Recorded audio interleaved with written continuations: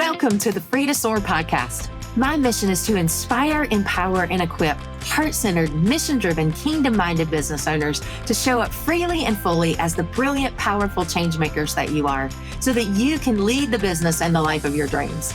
You'll enjoy vulnerable, authentic conversations with me and other heart-centered, mission-driven leaders that will spark your heart and ignite your passion to powerfully transform you, your business, and your life from the inside out.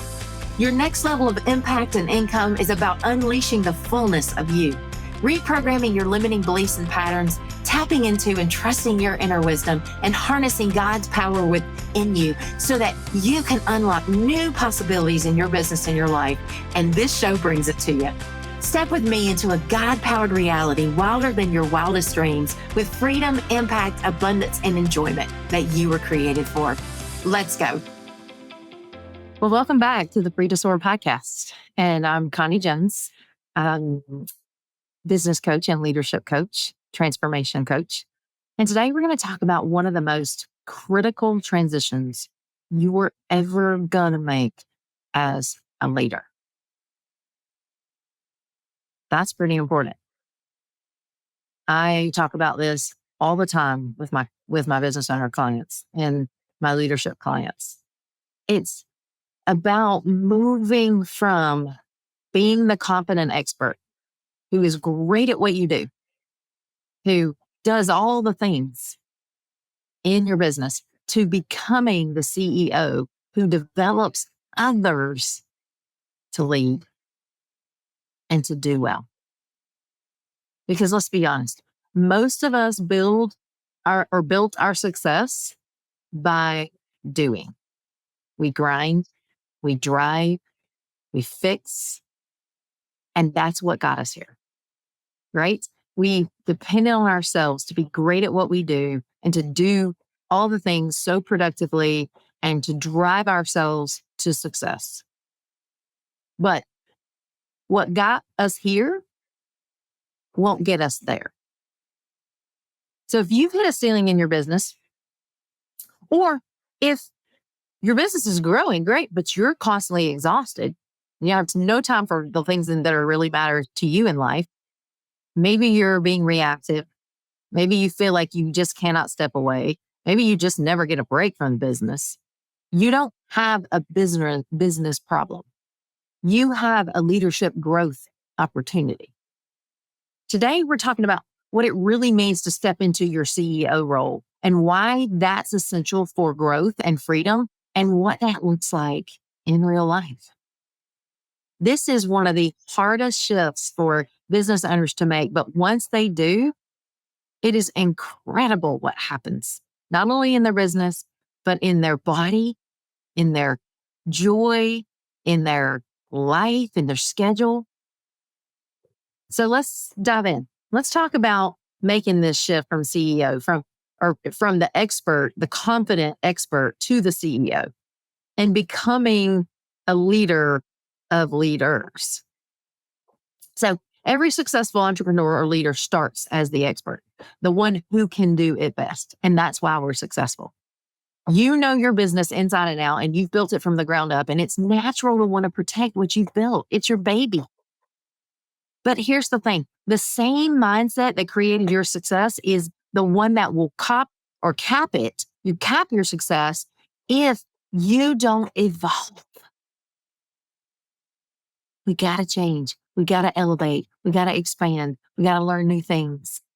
And at some point, the business grows beyond your personal capacity. That happened to me. And when it does, it's scary. It's like, I don't know what to do anymore. I don't know how to do anything else. I only know how to drive myself and get things done and do what I've always done. That's when your role has to shift from doing the work to developing the people who do the work. That's the move from doer to developer. When you keep doing everything yourself, answering every question, solving every problem, making every decision, you're not scaling your business, you are stagnating. Think about it this way. If everything depends on you, you don't really have a business, you've got a bottleneck.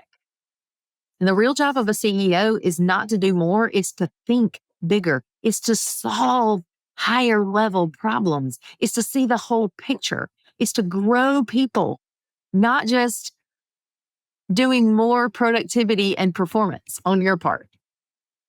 Here's an example. So I worked with a business owner recently who had a thriving 7-figure company, but he was exhausted. His team was talented. He was a partner. But his team wasn't stepping up. And when we looked deeper, we realized that he was still inserting himself into every detail. He was still carrying everything. He was still making sure that they were responsible. He was um, um, giving the ideas for projects. He was handling the client matters. He was doing everything and wasn't requiring that. He wasn't developing them in a way that was allowing them to step up into greater leadership and greater capacity. When we continued to look deeper, he was putting out the fires that needed putting out. And his team had learned to depend on him instead of thinking for themselves because they knew he would do it. They knew he would always come through. But when he shifted from fixing everything to developing his leaders, he multiplied his capacity and he didn't have to work harder. He equipped his team to carry the vision with him. He got them on board and then he got his life back. That's what scaling really looks like. And it can happen. So why don't more leaders make this shift? Well, honestly, it's comfortable to do what we've already been doing forever and ever and what we're great at. And we get some kind of feedback from it. We get positive feedback because we convince ourselves that it's productive. We're rewarded for our competence. We feel productive when we're busy. We feel in control when we fix things. We can feel in control when it's all riding on us. But here's the truth. That busyness isn't productivity. It's anxiety management.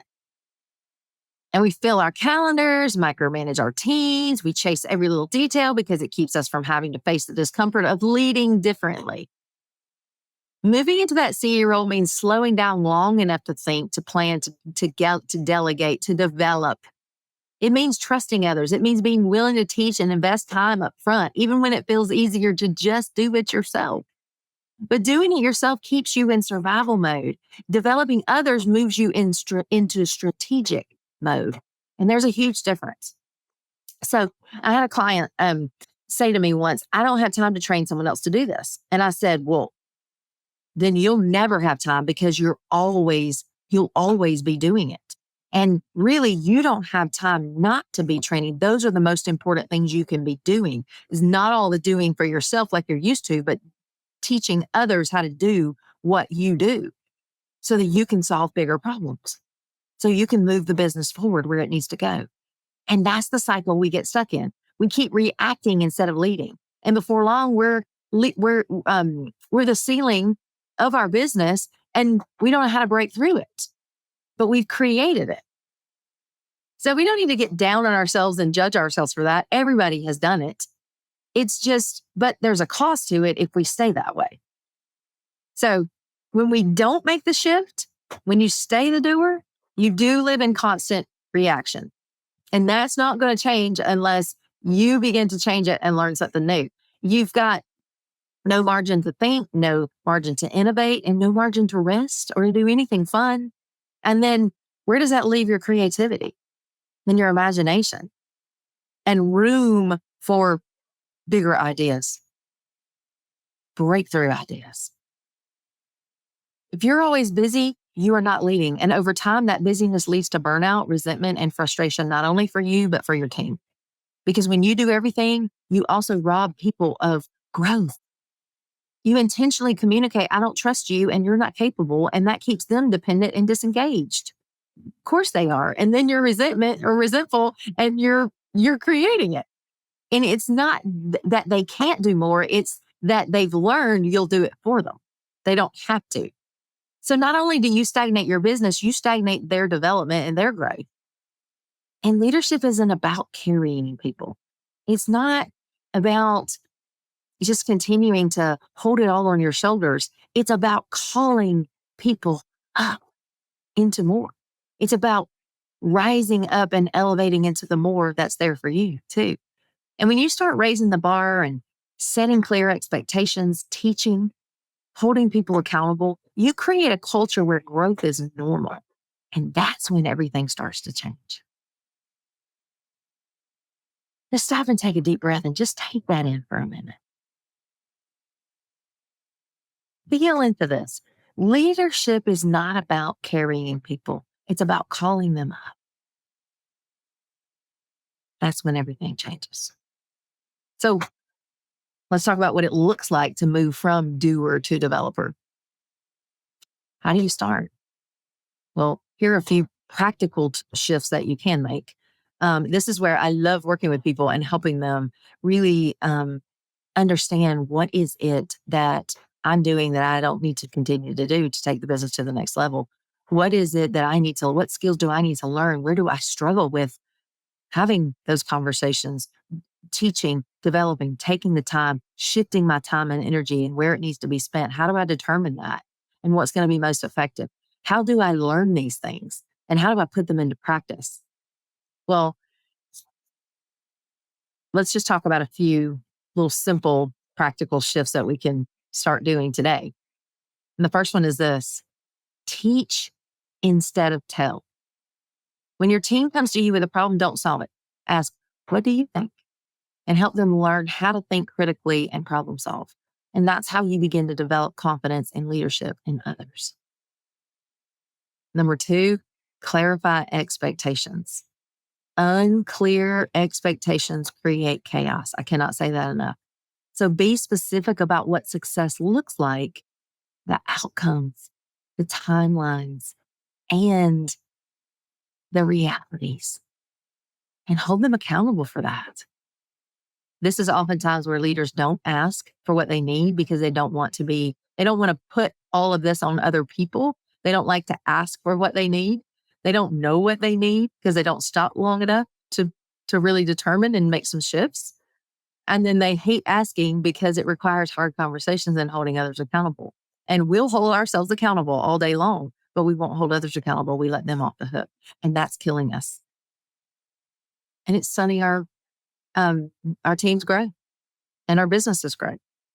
Number three, delegate authority, not just tasks. Handing off tasks still keeps you in control. Delegating authority gives ownership, and that's what develops leaders. Number four, require growth. Great leaders don't coddle their teams, they challenge them. Set the standard high and provide the support to reach it. Require more of them. Ask, set those clear expectations. Create KPIs, accountability. Let them know their numbers and be responsible for them. Let them take charge. One client of mine used to rewrite her team's marketing copy every week. And she was frustrated that they couldn't get it right. And when we coached through it, we realized that she never actually taught them what right meant. She just corrected it. So once she shifted to teaching and giving clear feedback, her team started nailing it and she got hours of her week back. And that's the power of moving from doing to developing. What expectations do you have of your team at this point where you haven't maybe been clear about what does that actually mean? What do I expect? Or maybe you're just resentful because you're still doing the things that you haven't asked them to do or required them to do. So the reason why we don't do this, what's really underneath all this, what keeps us stuck is fear. And it's about just most leaders not staying in the doing, or they stay in the doing because they don't stay in the doing because they're lazy. They stay there because they're afraid. It's just scary. They're scared to let go. They're scared someone else won't do it as well as them. They're scared of losing control or being needed less. They're scared of being the bad guy. They're scared of people leaving if they ask for too much. They're scared of losing clients and customers if they don't get it, if somebody misses something or doesn't get it right. But here's what's true. Letting go doesn't make you irrelevant. It makes you it makes you effective. Let me say that again. Letting go doesn't make you irrelevant. It makes you more effective. And your value as a leader isn't in how much you can carry, it's in how much you can cultivate. And when you create an environment where your team can thrive without your constant involvement, you've multiplied your impact exponentially. And that's what leadership is about. It's about not about being the hero, but being the multiplier. The hero, that's heavy. That's when we build a business that we run, not a business that runs for us. So I want to leave you with a few questions to think about. And the first one is that, where are you still doing things someone else could own? And stop and spend some time with that. Another question is, what am I afraid will happen if I really let go and ask for more, require more of people? Ask for what I need. And then, who on my team has the potential to rise? If I would make space for them to grow and really develop them and take time with them and teach them, who has the potential to rise? These questions reveal where you need to shift from expert to leader, from control to true empowerment. And your business and your life will only expand to the level that you're willing to develop other people. And that's how you scale. That's how you lead with freedom. And that's how you build something that lasts. So if this resonated with you and you're realizing that it's time to step out of the doing and into elevating and into that CEO seat, I want to challenge you to take one small step this week. Delegate something. Teach something instead of telling someone. Call your people up instead of carrying them. Because when you develop others, you expand your capacity for growth, for freedom, for impact. And if this episode encouraged you, just share it with a fellow leader who's ready to make this shift too. And if you want help stepping into that CEO role and moving from the doer to the developer, from the doer of doing all the things and being the bottleneck in your business, to really opening up the floodgates in that CEO visionary role, solving bigger problems with confidence, with clarity, with empowerment, I'd love to walk that out with you. That's exactly what I help leaders do every day. So thanks for joining me on the Free to Soar podcast. And remember, you don't scale by doing more. You scale by developing others to rise with you. All right, guys, thanks for joining me. I will see you on the next episode. And just choose one takeaway and start there. Little shifts, day by day, make big progress over time. We'll see you soon. Thanks for joining me today on the Free to Soar podcast, where we empower and equip you to lead the business and the life of your dreams with freedom, impact, enjoyment, and abundance. I look forward to our next episode together, and I invite you to subscribe to be notified of new episodes as they are released. Please share this or your favorite episode with a friend or a loved one, and I'd love it if you'd leave a review on iTunes and Spotify.